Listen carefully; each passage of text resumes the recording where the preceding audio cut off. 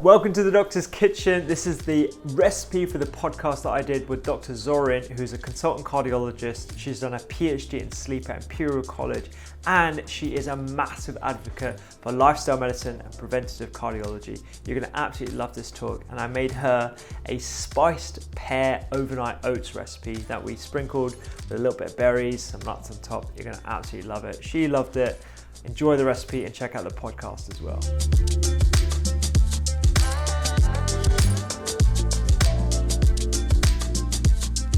Dr. Zarrin. I'm going to call you Zarrin. Call me Zarrin. Yeah. I thought Zarrin because I've got a friend called Zarrin, and it's Z-O-R-E-E-N. Zarrin. I almost changed it by default once. Oh, really? People kept calling me Zarrin. That's like me. It's like a baddie in the Bond movie. Yeah. You just sat there with your white cat. Yeah, exactly. Yeah. Exactly. We're going to be cooking. We're not going to be cooking actually. We're going to be prepping something. Very, very simple. It's overnight oats. I've already got one prepped from last night, so don't worry. You're not going to have to wait 12 hours for it. Perfect. Sounds very exciting. Great. Okay. Tell us a bit about yourself and what you're up to now and how you got here as well. Yeah. So I qualified in 2001, long time ago. Yeah. And not that long. Come on. Yeah, not that long. And you know, I had a really varied career in medicine. I did loads of things, travelled to loads of different hospitals around the UK, and I think I had a really good foundation in general medicine. And then in about 2005, I decided, actually, I really like cardiology. This is what I want to do. Yeah. And then got into cardiology training. Loved it for a very long time. Yeah. And then had the opportunity to go to the Royal Brompton Hospital and do a PhD, which involved sleep. Over the years, I've seen so many patients, and what I'm noticing now is that they're really getting younger and they're getting sicker. Yeah.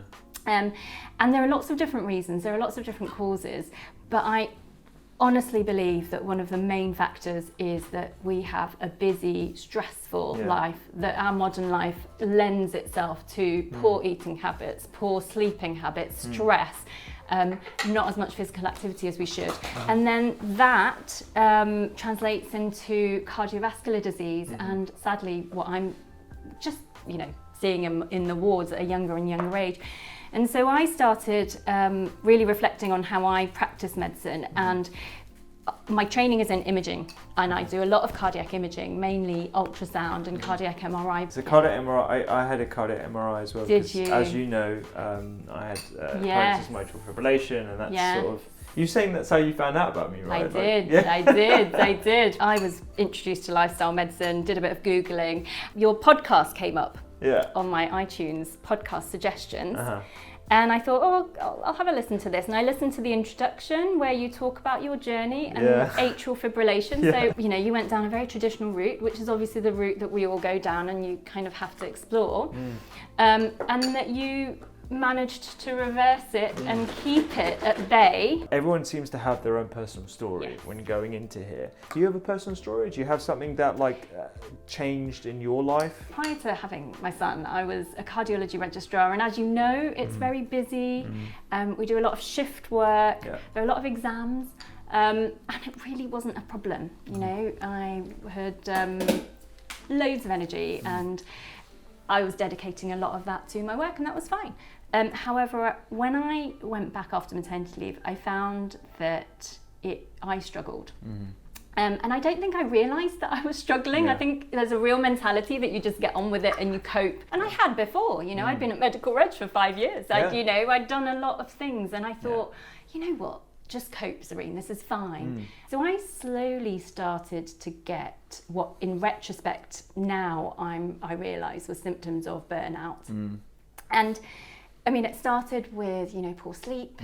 It started with stress. I was really stressed a lot of the time and quite unhappy. The physical symptoms are actually, it's really interesting, I haven't really talked about because, but I do think it's important that I do mention them because as you mentioned, it's quite a lonely place. And I think that a lot of people, a lot of women go through the symptoms that I went through and think that they're alone, and that's certainly how I felt as well.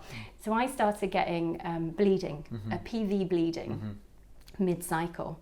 So obviously, you think what's wrong, and I went to my GP, and then I got ultrasounds, and I got they said, oh, there's a polyp, it might be that. And they took it out, and I think for about 4 or 5 days I didn't bleed, and then it started again. I didn't talk about it. I was so ashamed. I was quite embarrassed, which sounds really stupid to me now. And it got really bad to the point where I had like this what was probably a hemorrhage whilst trying to put a TOE probe down to someone's mouth. And I was quite good at this procedure. So my consultant was standing back looking at me going, why is she struggling? Oh my God, I'm having clots. I can feel the clots going down my leg. Yeah. So I just excused myself and ended up going into the hospital. Yeah. And nothing much changed. I was put on medication. They couldn't find anything pathological per se. And then I just kept on bleeding, and I kept on bleeding. I didn't put 2 and 2 together. I didn't think maybe it's because, I'm burnt out. Maybe it's because I just thought there was something physical. At some point I thought, right, I'm going to come off all my medications because it wasn't helping. I was still bleeding. I wasn't sleeping. And then... I'm assuming you were on the standard medications like mefenamic acid and tranexamic acid and norethistro. All of that. Norethistro, tranexamic acid, mefenamic acid, loads of iron tablets. Yeah, of course, yeah. So I stopped them. And I did still keep on bleeding, but the really interesting thing for me was that the day I stopped bleeding was the day I finished my training and the day I was going to have a month off. Wow. Yeah. And it really and I haven't bled like that again. And was that the light bulb moment And that for you? was the Eureka moment for me. And so that month off really allowed me to reflect on what was going on and do a bit of research, figure out how we were going to progress forward, sort of radically changed what we ate, changed how I coped with stress. I started doing mindfulness, yoga. I really did a lot of work on myself, and there's still a lot to do. Yeah. It's funny, I've never really spoken about the bleeding, but I did think it's important to speak about it because it's a lonely place, and if anyone else is going through it, then you're not alone. So I'm doubly glad that you're talking about this because I'm also ambassador for the Eva Pill, which is a charity that aims to raise awareness of the 5 gynecological cancers. So getting things like bleeding checked, changes in menses, all that kind of stuff, pain having sex. And I think it's a taboo subject, but we're trying to smash the shame around talking about it because amazing. A good friend of mine, Anita Mitra, she's another ambassador for the Eva Pill. She opens up her book talking about a patient who had been consistently bleeding for years before she even saw anyone, and it's because of the embarrassment and the fact that we as medics also have the same embarrassment around this subject. It speaks volumes, right? It really does. It does. Honestly, I commend you so much for being open and honest about it because it is something that we see time and time again.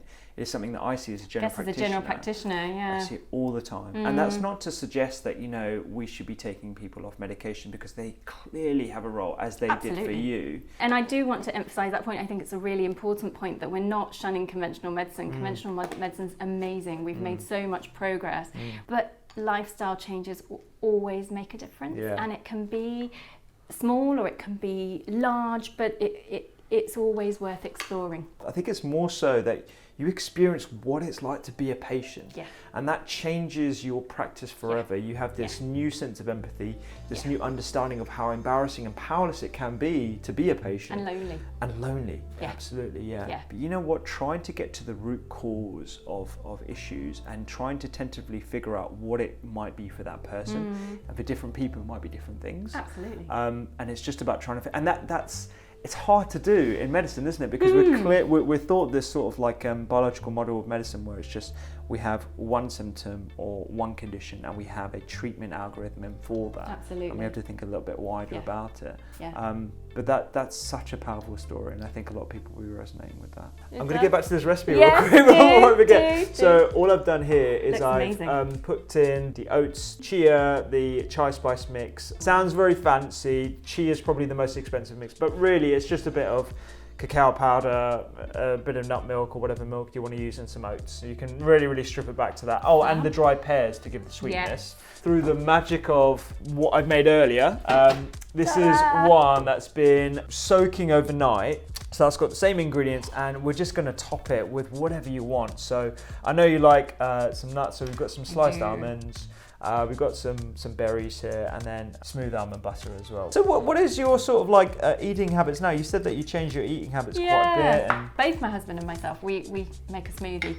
Yeah, nice. And just put loads of chia seeds, flax seeds, kale, and then a whole load of fruit. Nice. We put some nut butter. I think maybe we put a bit too much. No, I mean, I am known to eat this from the jar, to be honest. Like, when I'm at work, people often find me just like with a jar of nut butter and like some fruit. So I probably have too much as well. We make a big vat of salad with quinoa, parsley, nuts, grated carrots, grated beetroot, chili, garlic, loads of olive oil, loads of lemon, walnuts, pumpkin seeds, anything I've got in my cupboard that can keep, and it keeps. So we make a big vat of that, shove it in the fridge, and then have that for lunch. That's immense. So it fills us up, and I found that post-lunch dip has gone. Yeah, absolutely. When I started eating a lot more fresh and a lot more sort of quality fats and that kind of stuff, I found immeasurable differences in my energy levels. So yeah, try this. I want to get some of the pear. You definitely need some of the pear, because otherwise, there's no other sweetness in it at all. So you need to get some of that dried pear in it, so it kind of goes with the spiciness and stuff. So nice. You do a very fake there. No.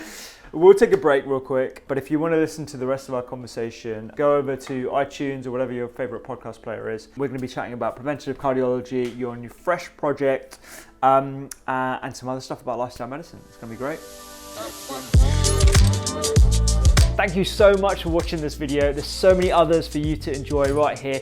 Check out thedoctorskitchen.com, sign up to the newsletter where I give science-based recipes every single week. There's a podcast, there's 2 books, there's loads more content on social media, doctors_kitchen, and I hope to see you there.